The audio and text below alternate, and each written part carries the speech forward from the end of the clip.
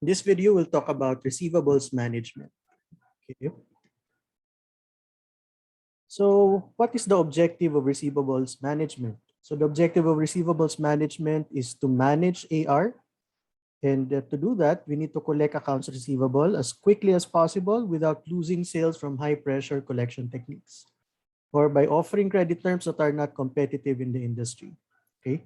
Of course, it's our objective to make sure that we're able to collect as much receivables as possible. Okay, that's the objective of any company. However, if you are too aggressive in terms of your collection efforts, your customers might be turned off, right? And therefore, you lose sales because of that. You'll get a reputation that you need the cash right away, and some other supplier of your customer might be able to provide more generous terms. And so therefore, pwede silang mag-shift to that other supplier. So high pressure collection techniques shy away potential sales. No? Also, if you offer credit terms that are very strict, they have to pay within 2 days, for example, or 3 days.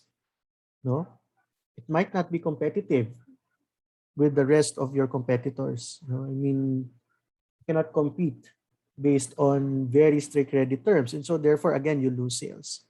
So the push and pull in terms of receivables management is you want to collect as much as possible, but the drawback is that your customers might be turned off and they will buy from someone else because you're too strict in terms of collection.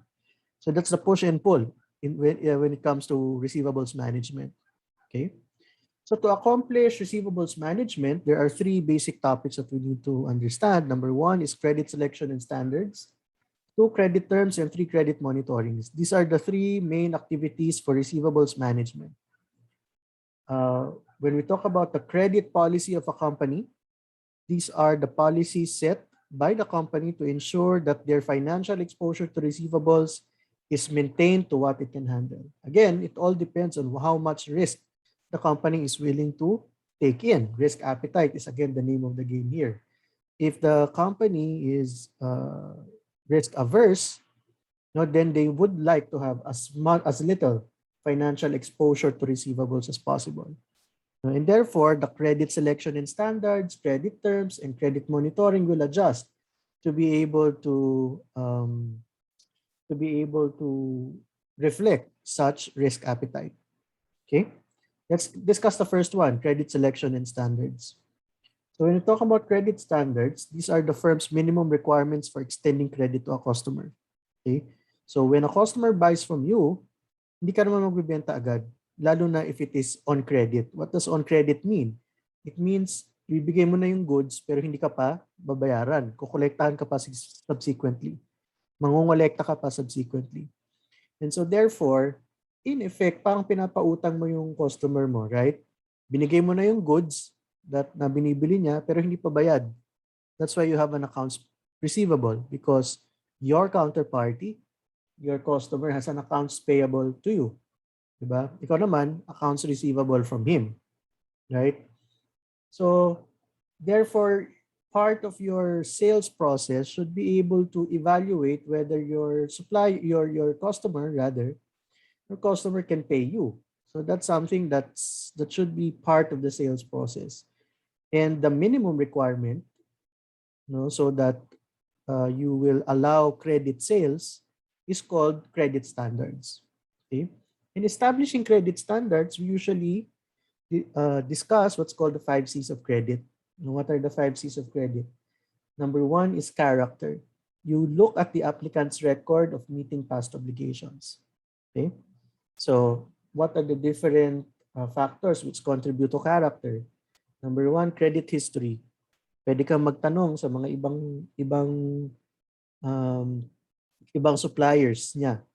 Nagbabayad ba ito ng kanyang mga payables? Is it paid on time? Or kailangan i-coerce mo muna bago magbayad? So the credit history is very important. Okay? Kasi the history usually predicts the future, right? If he treats suppliers poorly in terms of payment in the past, malamang in the future ganun din yun. Okay? Second consideration is the culture cultivated in an organization. No? Sometimes nasa culture yan ng organization. You know that the organization has good governance, right? And therefore, if the organization that you're dealing has good governance, malamang meron silang like corporate citizenship issue standards, no? And therefore they'll treat their stakeholders well. No, meron din namang mga kumpanya na barabas talaga, no, na hindi talaga considerate sa kanilang mga suppliers. And sometimes word comes around naman, no, what comes around goes around comes around, no. Mababalita yan in the circles within the business community. Sometimes we can also see character in terms of the lifestyle of company officers. Masyado bang lavish yung mga officers? Right? And so baka may risk na yung pera ng kumpanya hindi may pambayad sa iyo, kundi ipambayad na lang sa mga officers of the organization. So sometimes that could help you in terms of assessing the character of your client or your customer. You can also check cases filed against the client. So there's a database of that in the courts. So you can check with the courts kung meron bang cases lodged, meron bang collection cases, no? And lastly, the credit officer experience is important. Meaning yung nag-a-assess. Kasi yung nag-a-assess, marami na siyang na-encounter ng mga customer na nagbabayad at hindi nagbabayad. And so therefore, siya makikita na niya doon, no? Merong ng significant experience from past. Even though probably there are certain characteristics ng isang kumpanya na alam na niya because of the experience as a credit officer.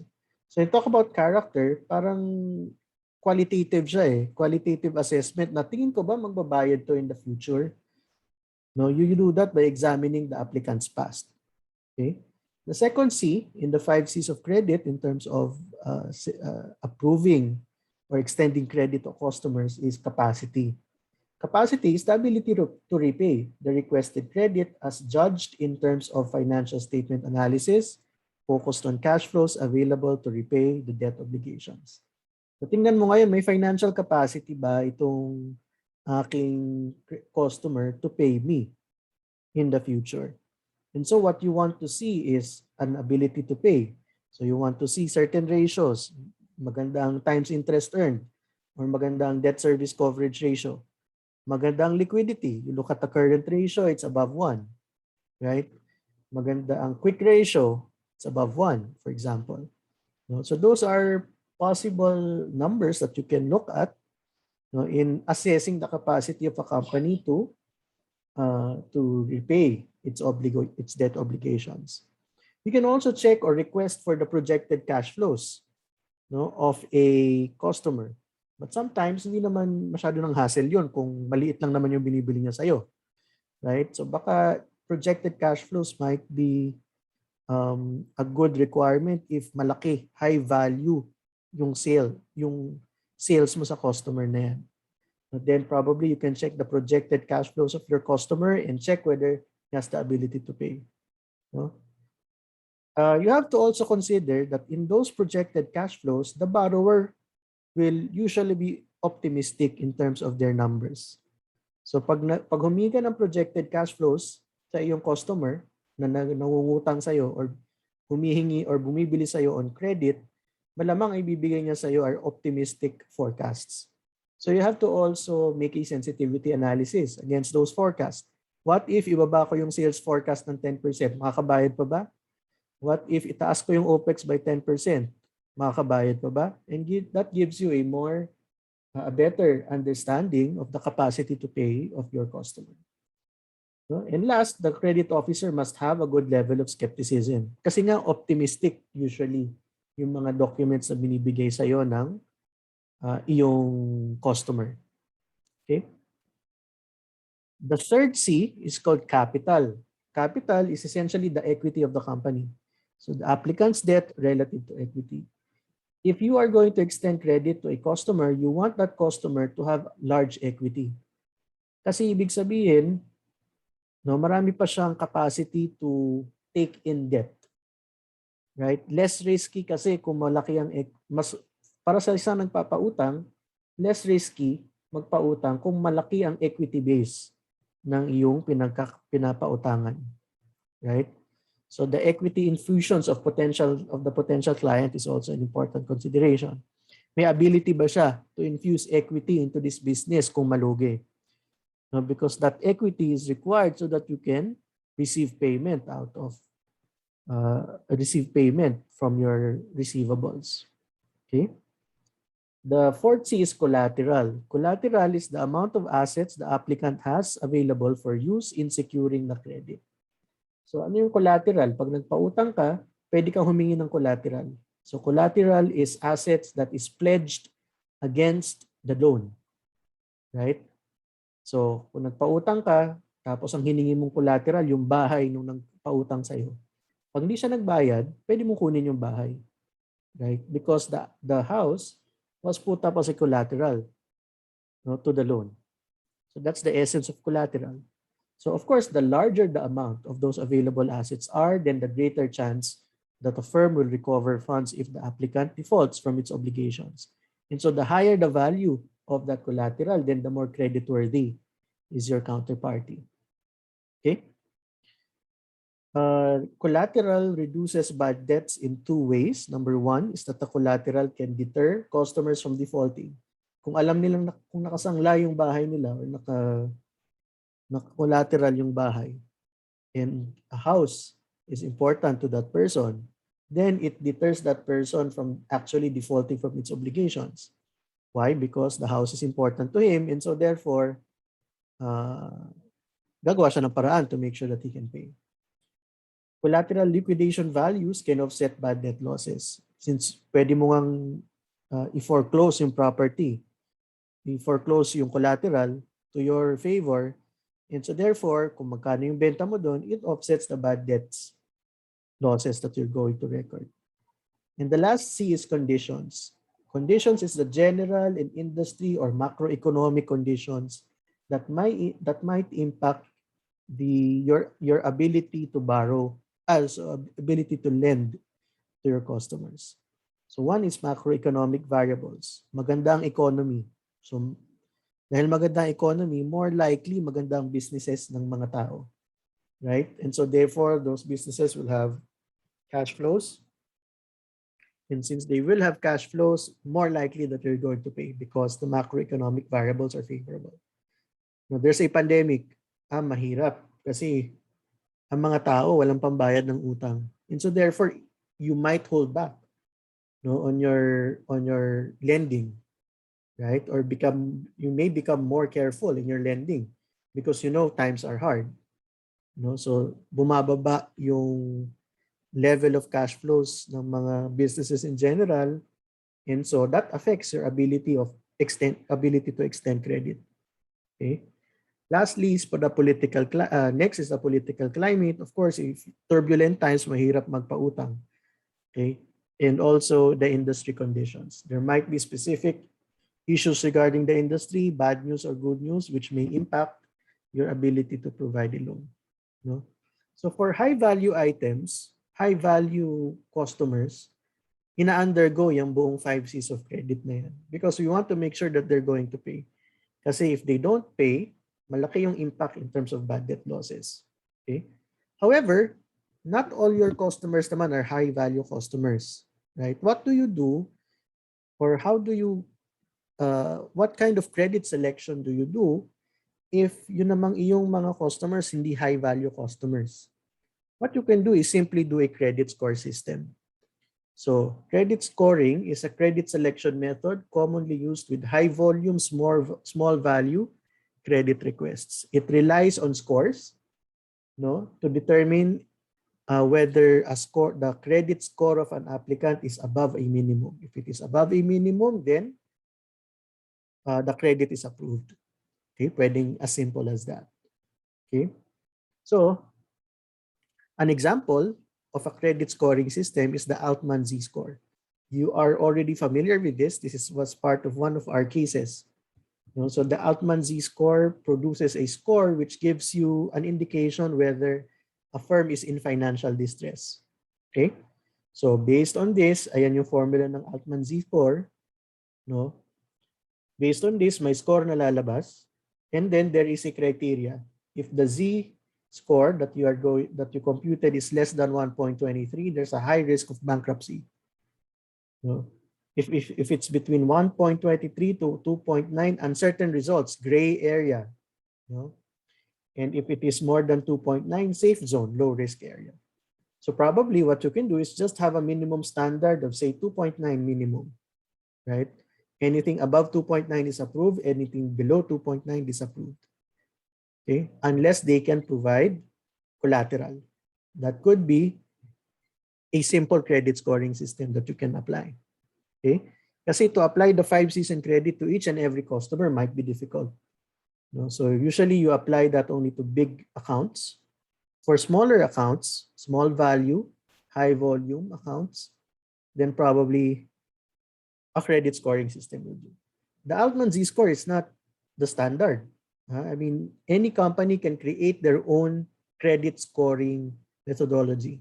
This is just an example. The Altman Z-score is just one example, but there are many others. And sometimes it's very specific to the experiences of a company. Probably in the past, meron na siyang listahan ng mga nag-default. Then pwede niyang i-analyze anong characteristics ng mga customer ko before na nag-default, hindi nagbabayad. Then probably makagawa siya ng credit score out of that experience. So it's not standard. Credit scoring is a way to weed out potential non-payers para bumaba ang bad debt losses mo at the same time to ensure that you're able to collect, right? Because you have already weeded out those who seems will not be reliable in terms of collection. Okay. And again, as I mentioned, credit standards is the minimum requirement set by a company to provide credit to a customer. So it's not a precise formula. It is set by the risk-taking activity of management. Okay. So what is the impact of a very high or too tight credit standard? If your credit standard is too tight, it will limit company sales. And therefore, revenues will be lower because of this. So for example, in our Altman Z-score, ang sinabi ko kaninang bottom number is 2.9. For example, I'm very conservative. I want my credit standards to be high. So probably ginawa kong 5 yung minimum score. Right? So yung mga companies na between 2.9 and 5 na weed out ko na agad. Bibili sana sila eh. Right? So therefore, the sales will be decreased. No? So that's the effect of a very tight credit standard. When the credit standard naman is too loose, what is the P&L impact? The P&L impact is there could be more bad debts for a company. And so therefore, non-collection naman ang issue mo. Okay? What is the general policy in terms or general principle in terms of credit standards? Usually, the higher the loan amount, the tighter is your credit standards. No? So kung may customer ka, ang gustong bilhin 20 million pesos worth of sales, abay, di mas strict ka doon. Right? Because if that account does not pay, you lose 20 million pesos worth of sales. Magiging bad debts yung 20 million pesos mo. And so therefore, for smaller accounts, smaller amounts of sales, you can be more liberal, in terms of your credit standards. But if the amount of sales per account or per customer becomes too high, then you have to start tightening up the credit standard and be more conservative, because one loss has a huge P&L impact. Okay. Now, of course, credit standards need to be reviewed periodically kasi a trend might exist, and therefore you can adjust your credit standards based on the trends that you're seeing historically. Okay. When you change credit standards, what is the impact? It depends if you are moving from a loose credit standard to a tighter one, or from a tight credit standard to a looser one. Okay. Let's try to evaluate this. So when you change credit standards, there's always an impact, or there are impacts on three items. Changing credit standards impacts the sales volume of a company. It's either um, upward or downward impact. Okay, it has an impact on the bad debt expense, right? Obviously, okay, because it affects the amount of receivables. The third item that changes because of your because of change in credit standards is your investment in accounts receivable. Okay, so remember, your accounts receivable is based on sales, right? It is based on sales. Sales is equal to selling price, no, or no, sorry. Sales, when you determine sales, what is the component of that? How do you decide the selling price? You decide what is the cost, or you determine what is the cost of the inventories that you're selling, and then you add a markup or a gross margin. Then you determine the actual sales amount. And that sales amount is lodged in total receivables, yung portion na unpaid. Okay? So actually, the actual investment that you have in accounts receivable is not the amount of AR. Okay? Kasi hindi mo naman ginasta yung total amount ng AR eh. Ang ginasta mo, ang investment mo is the cost, no? That you incurred so that you can sell something and have an AR. Okay? So anong example niyan? So kunyari ang sales mo is 100,000. Ang cost of sales 70,000, and therefore the gross profit or gross profit is 30,000. Okay? Your sales will go to AR, right? So magkaka-AR ka na 100,000. This AR is in the balance sheet. Okay? So the AR balance is 100,000. But if I ask you, how much is your investment in AR? The answer is not 100,000. Okay? Because 100,000 is what you stand to receive. The amount that you invested so that you can receive 100,000 is equal to the cost, no, that is attributable to that receivable amount. In this case, the cost is 70,000.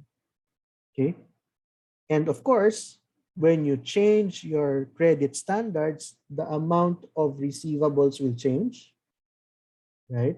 And therefore, your investment in AR will also change. Okay? So, to demonstrate that, so here, what is the impact of the relaxation of credit standards? Okay? So, when you relax credit standards, the sales volume increases. Mas marami kang mabebentahan na pumapasa sa credit standards mo. What is the effect on the profits? Positive. Okay? All right. Because you have a lot of receivables na, no? Therefore, your bad debts will increase. Right? Some of them will be bound to not pay. And the effect on the net profits is negative or a downward impact. What is the impact of the investment in accounts receivable in profit and losses? Okay, if there's a relaxation of credit standards, AR will increase, right? And therefore, investment in AR will also increase. And because of that, more funds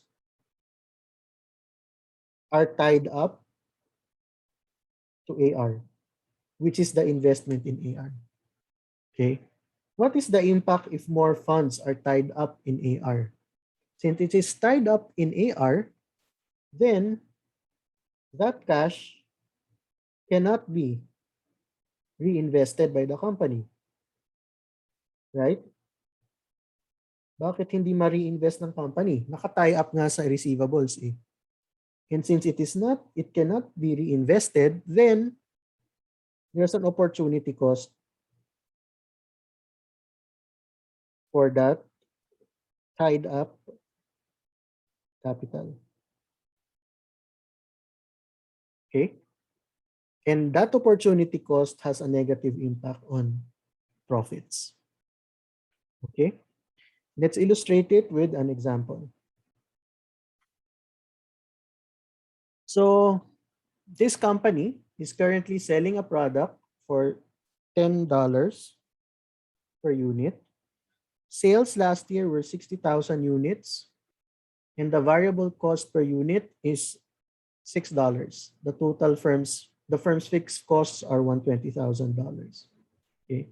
The firm is currently contemplating the relaxation of its credit standards that should result in the following. Number one, 5% increase in unit sales to 63,000. And therefore, there's an additional 3,000 units na mabibenta because of the relaxation of credit standards. However, it will increase the average collection period from 30 days to 45 days. Okay? So because of this, receivable balance will increase, right? And therefore, investment in AR will increase, right? And therefore, opportunity costs. There will be opportunity costs to consider. Okay? That's the second impact.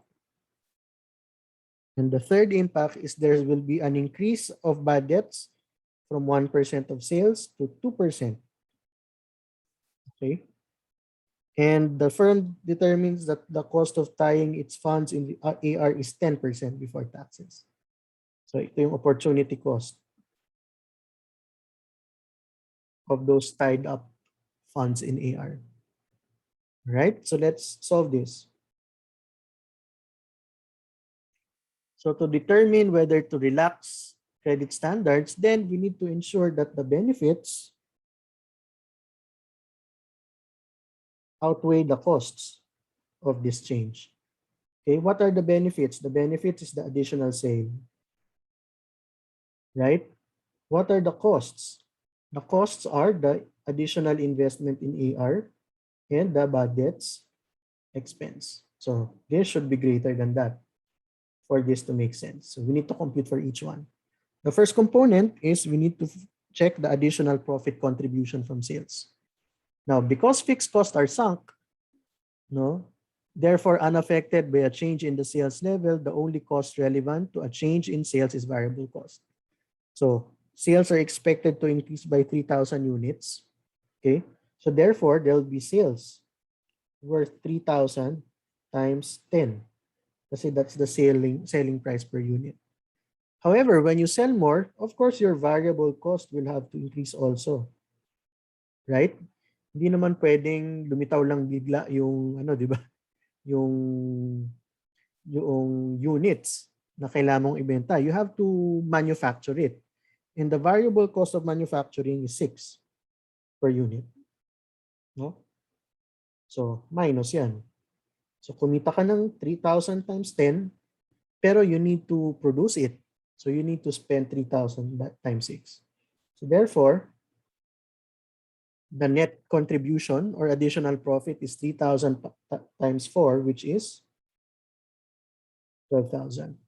So, that's the additional profit contribution from sales. So, we know the benefit. The benefit is 12,000. And now we need to understand if the cost will be greater than or less than 12,000.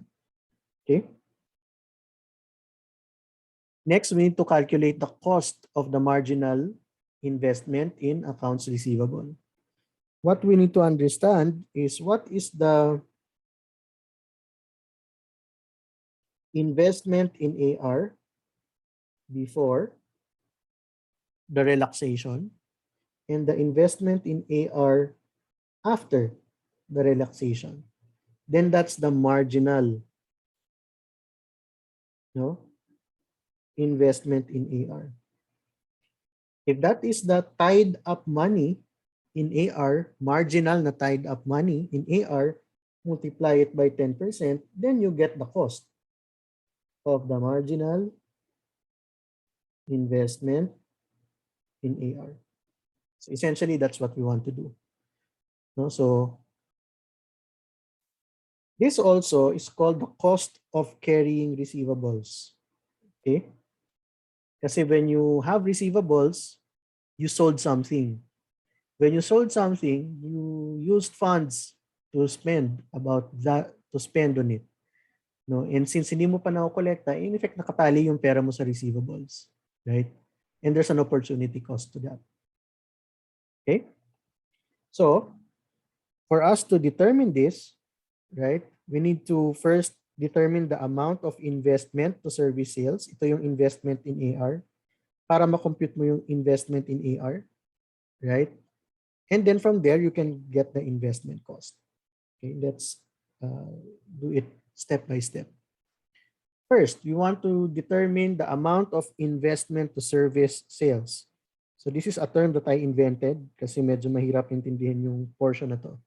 So essentially, ang hinihingi ko dito yung cost of sales. Right? Okay? Kasi yun yung amount that we invested. Okay? To make sure that the sales happen or the sales materializes. Right? So that's the amount of investment to service sales. Okay? So under the present policy, meron kang 60,000 units before the relaxation of the policy. The variable cost per unit is 6, so 360,000 ang investment mo in those sales. Okay? Under the proposed policy, no, $6 pa rin, right? Pero 63,000 units na yung mabibenta mo. And so therefore, 378,000 is the investment to service sales under the proposed relaxed policy. Okay? Now, we need to determine kung ito yung investment in sales for the whole year, how much is its equivalent receivable? Okay? No, equivalent receivable balance. How do we determine that? Okay? How do we determine that? We know the collection period. Right? The collection period is given 30 days and 45 days. Right? So if you know the collection period, alam mo magkano ang magiging average receivable balance. So investment in receivable balance. Okay? So let's compute that. In the old policy, the collection days is 30 days. Okay? Under the proposed policy, dahil nag-relax nga, 45 days na yung collection. So the first step is for us to determine the turnover. The turnover is 365 over the collection days. So for the present policy, it's 12.2 times. Pero we expect na bababa yung turnover under the new policy, 8.1 times. Okay? From there, if you divide the investment to service sales divided by the turnover, then you will get the average, okay, receivable balance for the year. Okay? So ito naman, 378 galing sa investment in sales, right? Divided by the new turnover, then you have the average accounts receivable for the year. As you see, the average investment in receivables has increased, and therefore more funds are tied up, no, in receivables, and therefore more cost. Okay, so to determine that cost, we simply need to get the difference. So the investment in receivables under the old policy is 29,508. The investment in receivables under the new policy is 46,667. This came from the previous slide, 46, no, 46 and 29,508. Okay. So therefore, this is your incremental or marginal investment in receivables times 10%, and therefore the additional cost of marginal investment in AR is 1,716. Okay. So we know that the benefit is 12,000. One of the costs, which is the cost of investment in AR, is 1,716. So far, lamang na lamang yung benefit. Okay? We just need to get how much is the incremental bad debts expense. Okay. So the incremental bad debts expense, you simply need to compute the bad debts expense. We know that the bad debts expense under the old plan is 1%, the present plan. Under the proposed plan, the bad debts expense becomes 2%. Okay. So you simply need to apply it to sales. The sales under the present plan is 60,000 times 10. The sales under the proposed plan is 63,000 times 10. And you apply the new rates, 2%, 1%. So this is the bad debt expense under the old plan or the present plan. Under the proposed plan, it's 12,600. So there's an incremental cost of marginal bad debts na 6,600. Okay. So from there, we can now sum it all up, and determine whether its relaxation is cost beneficial. So the first one, this is the additional profit, 3,000 units, which is the additional units times the difference between the selling price and variable cost. 12,000 is the benefit. Okay. The cost of marginal AR, so we need to get the investment in AR under the proposed plan. And this is the investment in AR under the old plan. The marginal investment is 17 times 10%, which is the cost. So the cost is negative 1716. Then the third component is the cost of marginal bad debts, right? So that's what we computed a while ago. So that's minus 600. So from here, we see that the net profit from implementation of the proposed plan is 3684. And so therefore, relaxation of standards is favorable to the company. There could be other benefits and costs, right? And you just have to include them if they are available. So for example, there could be an additional cost. Now, there has to be marketing costs. Okay? Or dahil tataas yung sales, nagkaroon ng additional sales commissions, right? So if that's the case, then those are additional costs to consider. In our case, ito lang yung costs. But if there are others, it should be described, in the problem. Okay. So in terms of managing international credit, of course, managing credit abroad or foreign currency credit is much more complex. It is partly because it exposes the firm to exchange rate risk, right? And you will learn this further in your future finance courses, how to manage exchange rate risk. Okay. So it is also due to dangers and delays involved in shipping goods long distances and in having to cross international borders. There's a lot of compliance-related risk. There's also a lot of regulatory risk in cross-border transactions. So compliance risk is mga papel-papel, mga papeles, mga documentation required so that you can sell across borders. Regulatory risk is the risk that there could be changes in rules that will hold your shipment. So those are things to consider for international credit. Okay. So usually for a major currency, the exporter can hedge against those risks by using currency futures, forwards, or options markets. Collectively, there are itong tatlong to, futures, forwards, and options, they are called derivatives. Okay? You'll learn more of it in BA 145. Okay? But derivatives are a way to manage foreign currency risk. Okay? Paano nagkaroon ng foreign currency risk? Di syempre, when you sold it in a different date, iba ang forex exchange rate nung nagbenta ka. Nung nagbayad sa'yo yung iyong customer, iba uli ang exchange rate at that time. Right? So there could be discrepancies versus your receivable and the amount that you'll actually receive. Okay? Okay. The second instrument in terms of credit policy is called credit terms. So the credit terms is the terms of sale for customers who have been extended credit by the firm.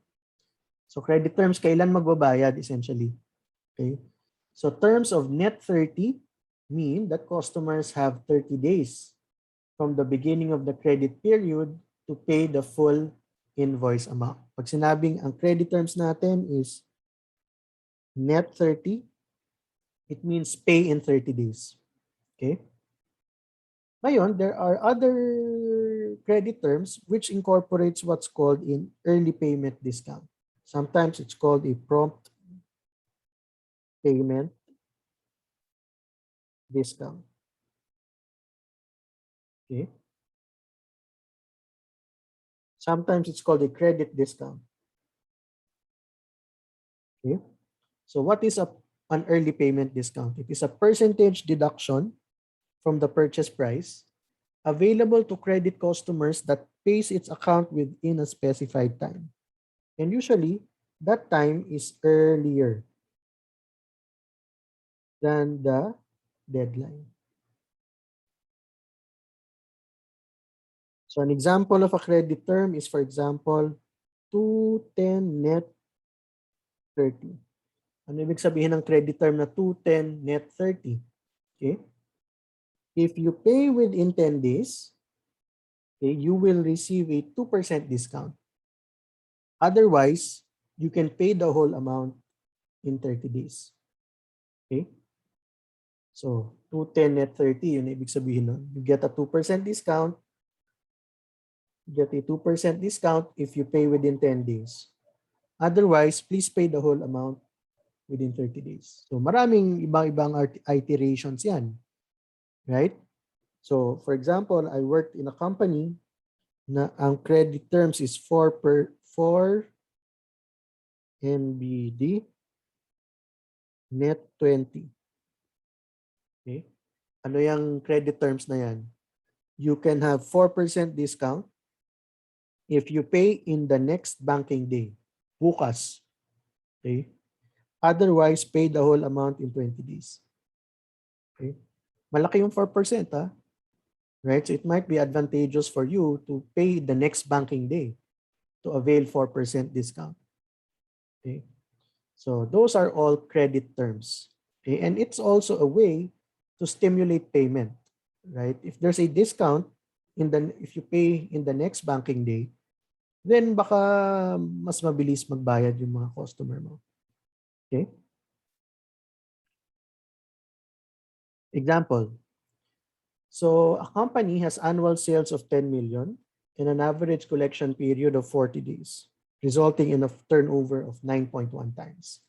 That period has two main components. The first is consistent with the firm's credit terms of net 30. Max finds that it takes 32 days to mail payments on average. Okay. Second, it takes max 8 days to receive, process, and collect payments once they are mailed. Max is considering initiating an early payment discount by changing its credit terms from net 30 to 210 net 30. Okay. The firm expects that this change would reduce the amount of time until the payments are placed in the mail, resulting in an average collection period of 25 days. Okay, so ano yung comparison? The current is net 30, no? And at ang current nilang average collection period is 40 days. Equivalent to a turnover, AR turnover, of 9.1 times. They want to institute 210 net 30. So there's a discount. Pero ano yung benefit of having a discount? Their average collection period will now be 25 days, right? And their AR turnover will be higher to 4.6 times. So ito kabaliktaran nung kanina. Here, you are foregoing something. No? My cost, what is the cost? The 2% discount. Okay. But what is the benefit? Less investment in AR, right? And hopefully less bad debts, right? Because your customers will be more incentivized to pay earlier. because there's a discount. Okay, so that's what we are trying to evaluate. Okay. So each finished product requires 1 unit of raw material at a variable cost of 1.5 per unit. Okay. It incurs another 800 in the production process and sells for 3,000 on terms of net 30. And therefore, the variable cost is 1.5 plus 800. So the variable cost is 2.3. Okay, but the selling price, okay, is 3,000. Okay. Max estimates that 80% of its customers will take the 2% discount. Okay. And that offering the discount will increase sales of the finished product by 50 units per year, but will not alter its bad debt percentage. Okay. So let's list what are the costs. Okay. The cost is the discount. What is the benefit? I see one benefit here, additional sales. Right? 50 units. Okay. Another benefit is lower AR, supposed to be lower investment in AR. Now, is this greater than the benefit? No, let's see. So first, how much is the additional profit contribution from sales? So the additional sales is 50 units, right? We know that the variable cost is 2.3, right? And so therefore, 3,000 ang sales, and therefore the additional gross profit that you will receive is 35,000. Okay? Let's see what is the cost of the marginal investment in AR. Okay? So 2.3 is the variable cost. Okay? Times 1,100 units, which is the old sales. Right? Divided by the AR turnover that we have computed. And so therefore the investment in AR is 278,022. Under the proposed discount, the variable cost is the same, but you have more units. Right? 1,150 units. Okay? Kasi nga may 50 na additional referring to this one. Okay? Divided by the new inventory turnover. And therefore, your investment in AR is 181,164 under the proposed discount. And therefore, there's a reduction in AR investment. And therefore, freed up cash yan, freed up in money. And that freed up money, you could invest it at 10%. Okay. So from there, there's a benefit of 9,686. And now let's check what is the cost of the discount. Okay. The discount is 2%, right? Only 80%, okay, will avail of the discount. Tama ba? Yeah. 80% will avail of the discount. And the total sales is 1,150 times 3,000 because this is the number of units and this is the selling price. Okay, so this is total sales multiplied by the percentage of customers taking the discount times the amount of the discount, 2%. In total, that discount costs negative 55,200. So all in all, what is the impact? Negative 10,514. So therefore, do not establish a prompt payment discount or early payment discount because it is incrementally will have less sales for the company or less profit for the company. So early payment discount period is the number of days after the beginning of the credit period until the time that the discount is available. Okay. The net effect of changes in this period is difficult to analyze because of the nature of the forces involved. Okay, so for example, sales would increase, positively affecting profit. Bad debts would decrease, no, positively affecting profit. and the profit per unit would decrease as a result of more people taking the discount. So kumbaga, ibig lang niya sabihin, it's not predictable. What is the impact of having an early payment discount? That's why you have to study it well if you're part of an organization. The credit period can also be changed. Okay? Diba, net 30 to 10. Okay? Pwede rin gawin to 10 net 45, for example. Okay? Right? What is the impact if you relax the standards this way? There will be more AR, and therefore investment in AR is higher. There might be more bad debts expense, right? But what is the benefit? There could be more sales. Okay? Because you are, more people might be, or more companies might be inclined to get your company because of it. Okay. The last portion of credit policy is credit monitoring. So it's the ongoing review of a firm's accounts receivable to determine whether customers are paying or not. So usually the main way for us to monitor accounts receivable is to determine what's called the average collection period, which you know already, or the days receivable. So you want to track the days receivable of your customers to determine which customers are lagging behind in terms of payment. And if those customers are lagging behind, then probably you should exercise more prudence or exercise more steps to make sure that you're able to pay, you're able to collect those receivables. Next is credit monitoring. Next, in terms of credit monitoring, is to do an aging schedule. So an aging schedule is a credit monitoring technique that breaks down AR into groups on the basis of its time of origin. So for example, you have, in this example, you have 200,000 of receivables. Those receivables, you have 200,000 of receivables. Those receivables were broken down as to their age, meaning gaano katagal na silang hindi nababayaran. So 80,000 daw is hindi pa nababayaran 0 to 30 days, ng outstanding.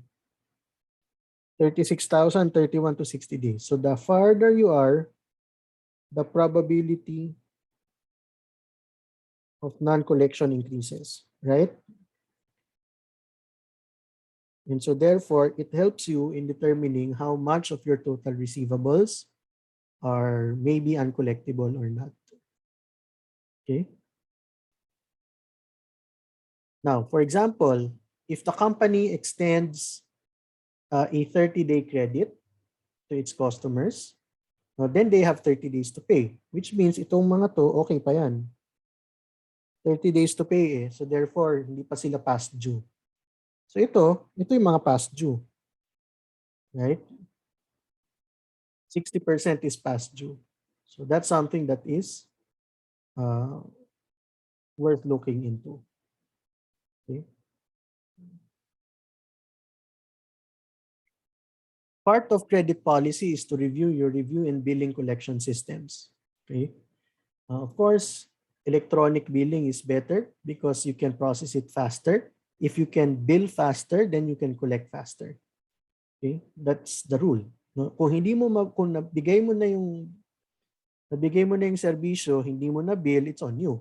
Right? And therefore, humahaba lang yung collection period mo. Okay?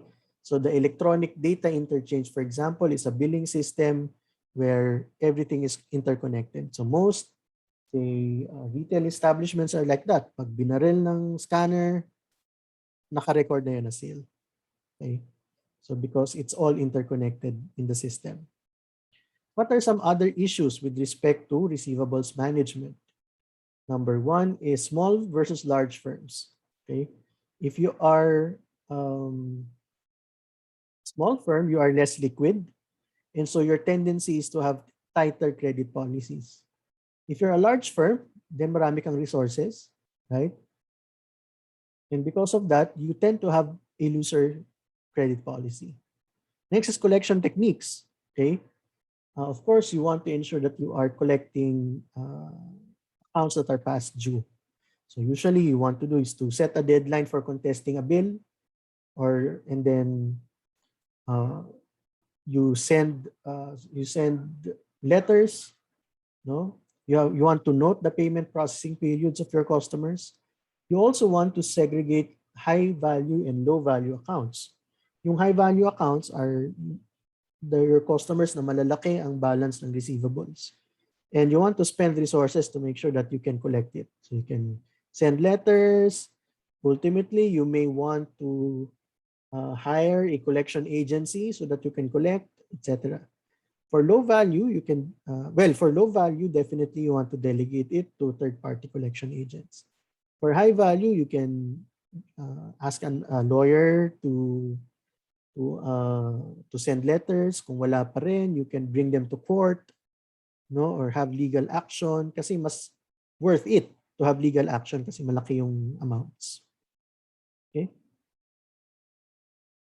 So in terms of credit monitoring, these are different techniques in terms of collection. No, I won't discuss them one by one. You can just read it. No, and you can use a number of these techniques so that you can lead to collection. From an industry perspective, industry comparison perspective, we're still looking at Felix, Lepanto, URC, Mondinisin, Ayala, and MegaWorld. Let's look at their receivable days. So if you look at the receivable days, as expected in the property sector, these are very long receivable days. By nature, it's really part of their business model. Okay. For URC and Mondinisin in the consumer goods industry, relatively shorter receivable days. And for Felix and Lepanto, very interesting that the receivable days of Lepanto is very long. Okay. And if you look at bad debts, no, even though, for example, that URC's turnover is URC and Mondinisin's turnover is way higher than Ayala Land and Mega World. Okay. Their allowance for bad debts are not significantly different. Okay? Because it also depends on the norm in the industry. Okay? Even if mababa ang receivable turnover ng property sector, pero kasi norm sa industry yon. Part of the business model of property companies is to have long collection periods. And so therefore, pwedeng totoo that their collection is not very high versus consumer goods, right? So these are all dictated by norms in the industry. Okay.